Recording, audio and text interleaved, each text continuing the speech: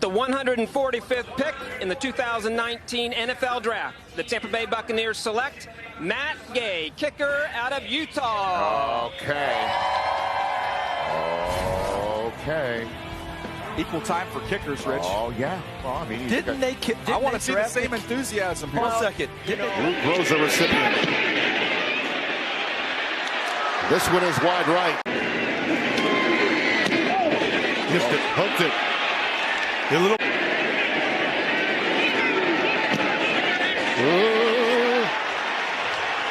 Wow.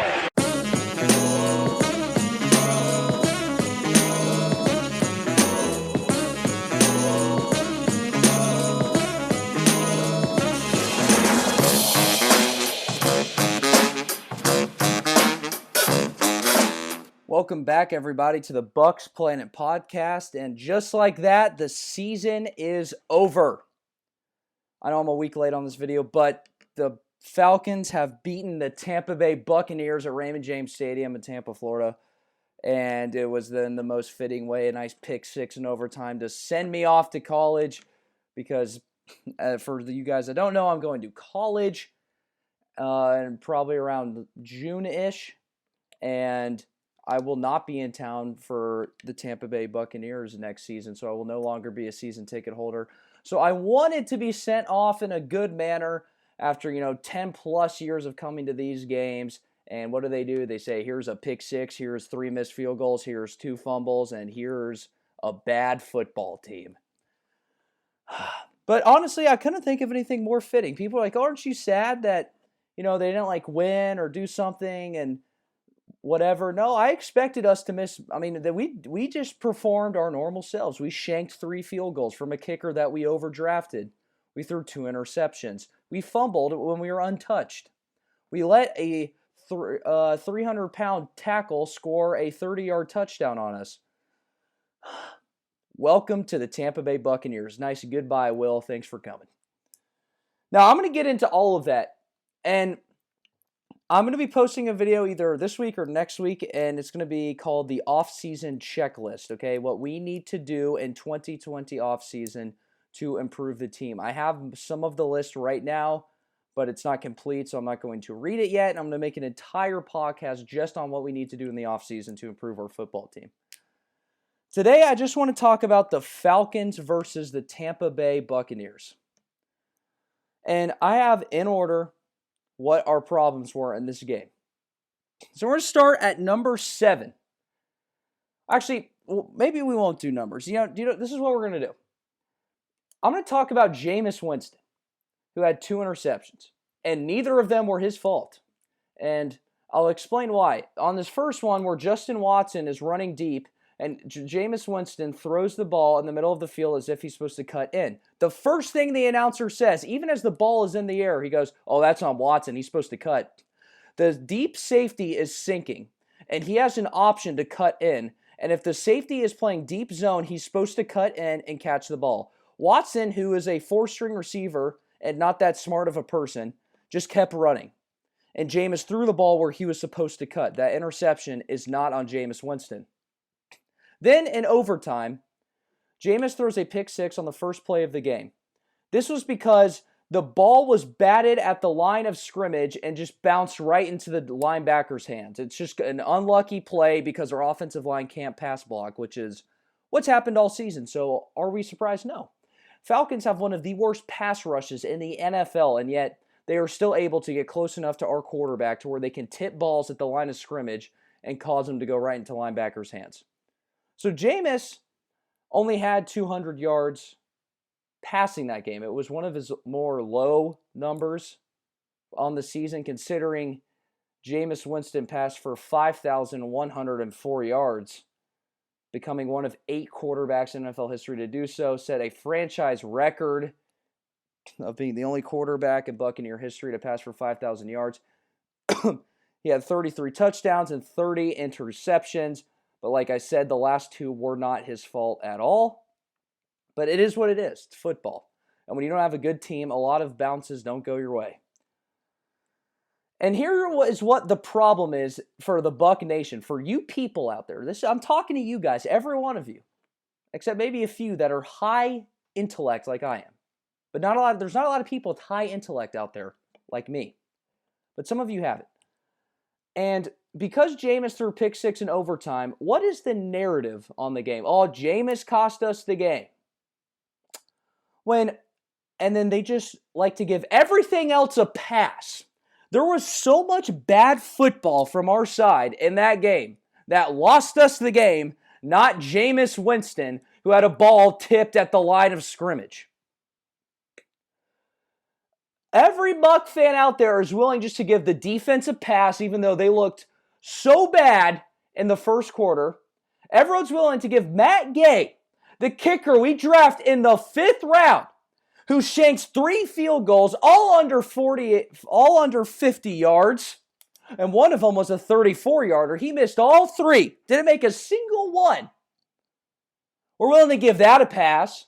We're willing to give Ronald Jones a pass for his stupid fumble on the first play of the game, and his other fumble that just luckily went out of bounds. We're willing to give that a pass because Jameis had a ball tipped in overtime. But let's say Jameis throws the ball and it's caught by O.J. Howard or Cameron Brate or Rashad Perryman. And they run and fumble the ball, and the fumble is picked up and run back for a touchdown. Now, is anyone saying, oh, Perryman cost us the game? Oh, O.J. Howard cost us the game? No, now all of a sudden we're going to be talking about the defense, the kicker, the fumbles. That's when we're going to start talking about that. Because if Jameis gets an unlucky tip at the line of scrimmage, the whole narrative is now, oh, Jameis cost us the game. That is not what we do on this podcast here, because I am a high intellect individual. I'm a very smart person, and I do not let things go that shouldn't be given a pass. A lot of you people out there want to give it a pass. I'm not going to give any of it a pass. None. Not a single thing in your head that you say, oh, they get a pass because Jameis is bad. None of those get a pass. In fact, I have a list of 6 things that are not getting a pass, and we're going to talk about them. This is in no particular order, but we're going to talk about the kicker, Matthew Gay. The Lou Graza Award. We should just call that the kicking curse, because if you win that award, you're going to suck in the NFL. You're going to suck if you're drafted by the Tampa Bay Buccaneers. That's what they should call the award. Roberto Aguayo won it. Matt Gay won it. And for those of you unfamiliar with the Lou Graza Award, it is the award that is given to the best kicker in college football. And I said when I made my draft video, I said, why did we draft a freaking kicker again? Are we idiots? Is Jason Light an idiot? If you've ever listened to a single podcast on the show, your answer should be, oh yes. But we're going to keep doing it. And we drafted another kicker in the 5th round, which is fine. You want to draft a kicker in the 5th round? I'm going to call you an idiot. But can you do it? Yes. But I will say this. If you draft a kicker anywhere really in the draft, unless it's like the 7th round, that kicker better be an all-pro 15 out of his 20 years in the NFL. That kicker better make the clutchest kicks that you've ever seen. That kicker better be the reincarnation of Adam Vinatieri and Justin Tucker. Sure, you can draft a kicker, but he has to be all those things or he's a bust.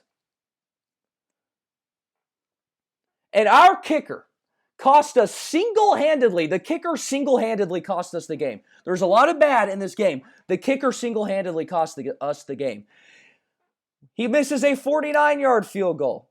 Then follows it up with a missed 44-yard field goal. Then in the 4th quarter, when the game's on the line, you've already missed 2 because you suck. He goes out and shanks a 34-yard field goal. And we drafted this guy in the 5th round.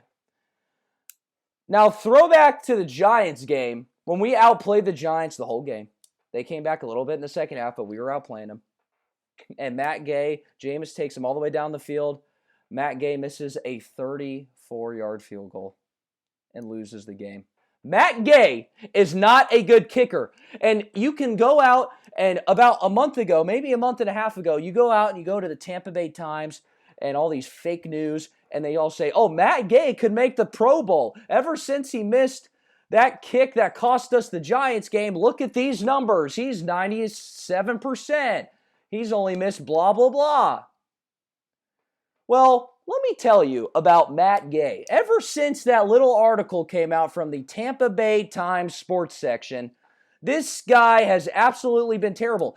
In the Falcons game, though not this one, the one at the Falcons, he missed 3 extra points. Unacceptable. You cannot miss an extra point. He had his kick blocked against Houston because he's an idiot and can't get it high up enough. I watched the replay on that. I saw he didn't get it high up enough. That's Matt Gay's fault. Look, he's supposed to be good from 50 plus. Cool, Bruce Arians. Thanks for the information. I want a kicker that can make every field goal like every other kicker. It makes no sense. Oh, well, he's a long... I hear the announcers. I hear Tampa Bay Times. I hear Bruce Arians. I hear Jason Light say this. Oh, well, he's a long-distance kicker. He's a long-distance guy. He's plus, 50 yards. He's hit all these field goals. Look. Oh, cool. Do you know what I want to do with that information? I want to take it, and I want to burn it, and I want to spit it back in Bruce Arians' face. And I want to say, that is absolutely worthless. What's his percentage below 50%? And I can tell you, it's not as high. Oh, well, that doesn't make it. Oh, well, believe me, it happened. Don't say it doesn't make any sense, because I know it doesn't make any sense. But yet, it happened. That just because he's good from long distance does not mean he can just miss every short field goal. That's the point I'm making. Oh, well, he's good from long distance. I don't care. Cool, he's good. That's good. You want a kicker who's good from long distances. But you also want a kicker that can make easy field goals that are below 45 yards, that are, heck, below 30 yards when you want a kicker. I mean, high school kickers kick those. Middle school kickers can kick below 40 yards. Pop Warner. But yet our professional football player kicker cannot hit those. Oh, but he can hit from... I do not care if he can hit 50-plus yard field goals. I don't. Look at me. I don't care. I need a kicker that can hit every field goal, like every other kicker. I go and you watch Young Ho Koo, the Falcons kicker, just get picked up off the street. He didn't even have a job for about a month once he got cut from wherever he was before the Falcons. He didn't have a job. Falcons say, oh, we're going to pick you up. And just every field goal the Falcons had right down the middle, 40-yarder right down the middle, 48-yarder right down the middle, 35-yarder right down the middle. And this guy didn't even have a job a month ago. He didn't even have a job. He was unemployed a month ago. But our kicker, who gets drafted in the 5th round, who wins the Lou Graza Award, can't even do that. Embarrassing. And it shows the narrative, which no one talks about, but we talk about on this show, and that's that our special teams are horrendous. And it starts with Matt Gay, it continues with Bradley Pinion, and it ends with Dare Agumbawale, otherwise known on this show as Dare Agumba Idiot. Because that's what he is. He's an idiot. And we call him a Dare Agumba Idiot. Which is going to be my next topic. So, should the Tampa Bay Buccaneers bring in kicking competition? Absolutely yes. Matt Gay, in my opinion, is not a good NFL kicker. He has the talent. I don't care if he has the talent. I don't care. I don't care about a lot of things about Matt Gay. All I know is he cost us 2 games. That's what I know. And I know a kicker drafted in the 5th round should not cost you 2 games. So the Buccaneers need to bring in another kicker to at least compete with this idiot. And I hope I'm wrong. I hope he becomes good. But as of right now, we need to bring in another kicker at least to compete. Next, Dare Agumbawale. Why is he on the team? That's what I find myself asking. I always ask that to myself during the games. Why is that guy on an NFL roster? He is horrible. He never makes plays. He's slow. He's unathletic. I mean, I could go out there. At least you can look at Agumbawale and say, if a guy like Dare Agumbawale is playing football, then you can too. Because that guy has no talent, no skill, no agility, no speed. And yet he's out there on an NFL team. So if that guy's out there, then maybe you could be too. Maybe he's trying to help kids out. I don't know. Say, wow, this guy is so bad. And he's in the NFL, you could be too. Maybe that's what his goal is. I don't know. I just don't know. Man, that's Jason Light trying to do that. I don't know. But anyways, we had a kick returner named TJ Logan. And he had a season-ending injury, so we needed another kick returner. So for some reason, we decide that Agumbawale is just the best person we have to return kicks. I mean, first of all, that's idiotic. It's stupid. Made no sense. But somehow he's the best guy we have back there. Okay, that makes sense. So, Agumbawale, I swear, I don't have the stats, but when he's returning kicks, we must have the worst field position in the NFL on every drive. I mean, I don't think I've even seen him take the ball past the 16-yard line. I don't think I've seen it. Even when they kick it, and it's a short kick to the 10-yard line, he only gets about 5 yards and falls down like an idiot. I mean, he is horrible. His agility is the worst out of any NFL player I've ever seen. And I've seen some Charles Sims agility out there. And oh gosh, that brings me back nightmares. Charles Sims agility is better than this guy's. I mean, he just falls over. Like, he tries to juke, which, by the way, no one falls for ever. I mean, it's just like the guy just stands right there and still makes the tackle. And he, just rolls. Like, he jukes, he trips over his cleat, he falls over. I mean, he just looks like an idiot out there. I mean, that's why his name is Agumba Idiot, because he looks like an idiot all the time. I mean, it's like his legs are made of Jell-O or something. I mean, right when he cuts, he falls over. I mean, he looks like the Pillsbury Doughboy returning kicks.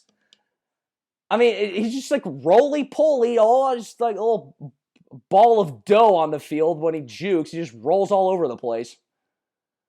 I even watched this play where it was 4th and goal. And those of you who have seen my Snapchat story have seen this. And he's running. It's 4th and goal. We're at the 3-yard line. Okay, so it's a pretty big deal now. Agumbawale runs a route where he's in the shotgun with Jameis at first. And then once the ball snapped, Jameis's ball, Agumbawale runs out to the right because he's on the right side of Jameis, runs out to the right. And then he's supposed to cut in for a slant into the end zone. That's what he is supposed to do. And when he cuts in, what does he do? Trip, fall over, roll around like a little dough. He's the Pillsbury Doughboy. I don't know what his problem is. I mean, stay up, you idiot! Run a route! Return the ball past the 20 for once in your life. Past the 25. Because there's no reason on this earth, if the ball is kicked into the end zone, if you cannot return the ball past the 25, you messed up. Because if you kneel the ball in the end zone, you automatically get the ball at the 25. So by taking it out of the end zone, you are saying to people, hey, I'm good enough to take the ball past the 25-yard line. I know you guarantee me getting at the 25-yard line, but I'm better than that. I can do better than that. That's why you take kickoffs out of the end zone. Agumbawale is so horrible that he should never in his entire life even think about running out of the end zone. Ever, really. So, even when it's kicked in the end zone, he runs it out for no reason. And now, within the last week, I think the coaches said, hey, you suck. The only reason you're back here is because we couldn't even find a homeless man on the street to do this job. Like, you are just so awful. We don't want you touching the kick return. I want you to just let it go over your head every time it's in the end zone. So Agumbawale's like, okay, I understand, I suck. Then kickers, I think, have a new motive now because the Falcons kicker only kicked it in the end zone one time the whole game. And every other time, he kicked it 5 yards short, which forced Agumbawale to return the kick, because that's the strategy.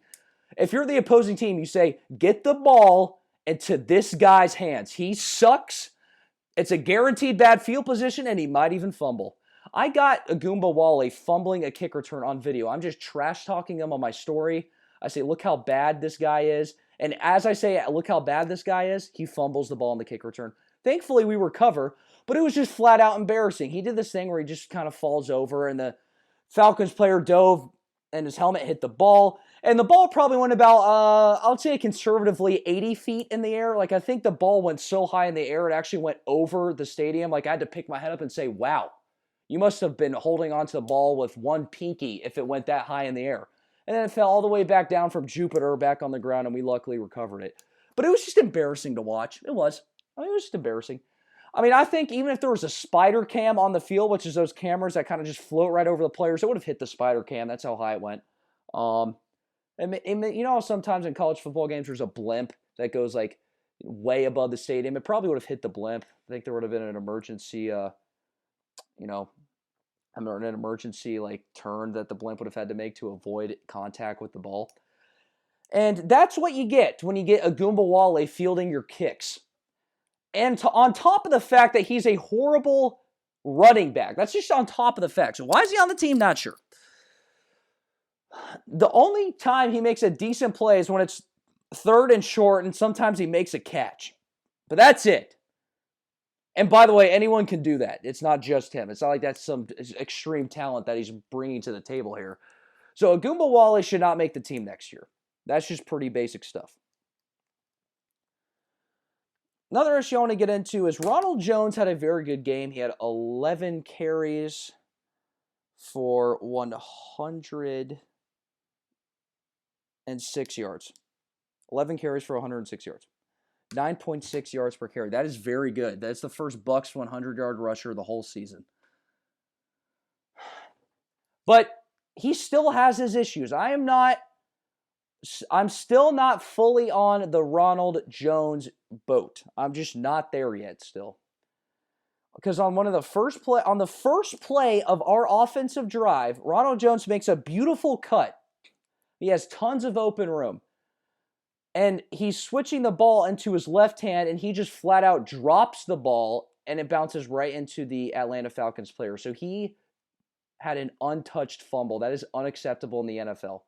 And it gave the Falcons 3 points right off the bat.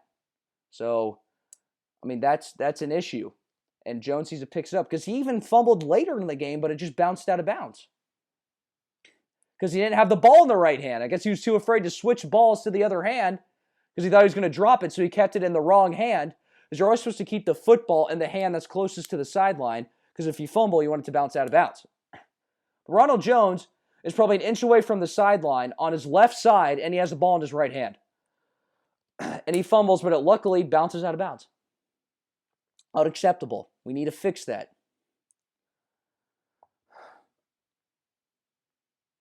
Next. Shaquille Barrett sets the Bucs sack record, and I'm impressed. He should win Defensive Player of the Year. However, he had a very costly offsides, 2 of them in the game. He gets an offsides every game. I don't know what his problem is. Stay on sides. You're a very good player. Stay on sides. I can deal with maybe 1 offsides per game because you're like really good. But 2 offsides per game, that's where we draw the line. And one of them, the Falcons were in a 2-minute drill. He jumps off sides. It makes it 3rd and 2. 3rd and 7 versus 3rd and 2 is a big deal. And the Falcons, guess what they do? They pick it up. Off of like a slant route that only went for 3 yards. It's bad football, Shaquille. Congrats on the sack record. You're a good player. We're going to re-sign you for a bunch of money, and we're going to talk about you in the offseason checklist. But that was an idiotic play. And everyone's like, oh, well, did you know that on 3rd and 2, Shaq sacks Matt Ryan for like a loss of 1? The play after he gets offside, so it doesn't really matter. Yeah, but then it became 4th and 3, and then they do the slant route. And then they get the first down. So it's still an idiotic play every time. So Shaq did set the Bucs record, beating Warren Sapp for most sacks in a season. And that was not the only record set that day, as Jameis, again, I said, passed for 5,000 yards, franchise record. But now I want to talk about something that, no one's going to talk about. No one's going to talk about. Oh, well, the defense held them to, whatever in the first half. It's funny because the defense can play good and still be bad at the same time. We really only allowed one really bad because, there was a, Ronald Jones fumble that gave the Falcons at the 30. That's obviously not the defense's fault because at least they held them to a field goal. There was only really one drive where I specifically remember the Falcons going all the way down the field, and that was their first drive of the game. And again, even on the first drive of the game, you're like, okay, sometimes the defense just lets them do that, and, they did some things they weren't thinking they were going to do, and then they adjust after the first drive and play better. But even with all of that considered, the way the Bucs defense played on that first drive is still unacceptable. And it actually makes the entire game for the defense look bad. On the first drive, you can already say the defense has had a bad game, and it's only been one drive. Because the ref before the play said, number 74 has reported as eligible. The most infamous statement, I think, of the 2019 Tampa Bay Buccaneers season. Number 74 has reported as eligible. And what happens? Number 74, the backup tackle, who was also a backup in college. This individual was the backup right tackle at the University of Colorado State. It's either Colorado or Colorado State. So he was back up there too. So this guy's clearly not good. And the Falcons do a play action, and he is wide open. And he scores a 30-yard touchdown. A 30-yard touchdown from a 300-plus pound offensive tackle. And do you know why? Because there wasn't a Tampa Bay Buccaneer in sight of him. He caught the ball after 10 yards. So he caught the ball at the 20, and the Falcons were at the 30 just about. And then he ran the ball 20 yards into the end zone. And that's sad. He went untouched because we didn't have a defender there. We had no idea what was happening. I mean, were we not listening when the ref said over the entire stadium, number 74 has reported as eligible? Do we need to say it again? Hey, Devin White. Hey, Levante David. Hey, idiotic linebackers. Number 74 has reported as eligible. So when you see him running a route, you should consider covering him. But we didn't do any of that. We did none of that. We let him score a 30-yard touchdown. It was flat out embarrassing. And no one is going to talk about that ever because, Devin White and Levante David are good, so we can't trash the linebackers. Just because they're usually good doesn't mean they can suck still every now and then.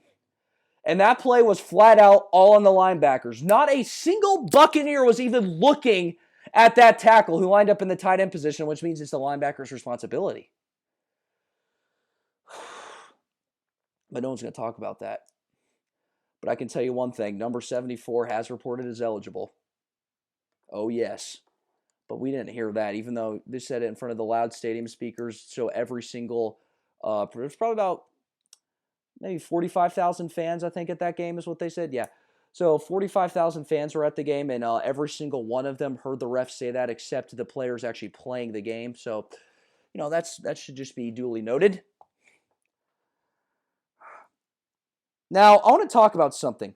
Bradley Pinion is one of the worst NFL punters in the league. He's horrible. And I have a lot of people that say, you give him a hard time. He's not that bad. I just pulled up the statistics on Bradley Pinion. He averages 43.2 yards per punt, which ranks 29th in the NFL. 29th. But do you know what so that means he's the 29th best punter out of 32 teams. So basically he's a bottom 5 punter, which means he sucks. Also saw a statistic that showed the average amount of fair catches called per punt. So in instance, this stat basically showed when this punter punts the ball, what's the percent time that the kick returner calls a fair catch. And Bradley Pinions was top 10 in the league at forcing punt returners to call a fair catch. And you might look at that and say, wow, that's pretty good. It's actually not good. It's not. And do you know why that it's not good? Because the reason that he's top 10 and making the kick returners call fair catches is because his kicks are so short that the returner has to run up and catch the ball. And when we have our gunners running at him, it makes them have less room for a return because the punt is so bad that it allows the punt returner to get better field position without having to return it. So that's why he's top 10 in that category. Bradley Pinion needs to be cut. Brett, we need a new punter. That's going to be on the checklist. We need a new punter. We need a whole new special teams operation because the whole thing's bad. So what do we take away from this podcast today? In our last game, last game before I go to college, this is the things you should have taken away from today. The narrative only depends on how Jameis Winston plays, and Buccaneer fans are willing to give every other aspect of the game a pass. We have a horrible kicker that we shouldn't have drafted, which further exposes Jason Light. Wale is a horrible football player and shouldn't make the team next year. Shaquille Barrett set the sack record and also probably the offsides record because he got so many. Number 74 has reported as eligible. And Bradley Pinion is not a good punter. Those are the things you should have taken away from today. So, next week or sometime soon, I will make a podcast on our off-season checklist. I'll go through all the things that Tampa Bay Buccaneers need to do to improve so we can be successful in 2020. So, until next time, thanks for listening, and go Bucs.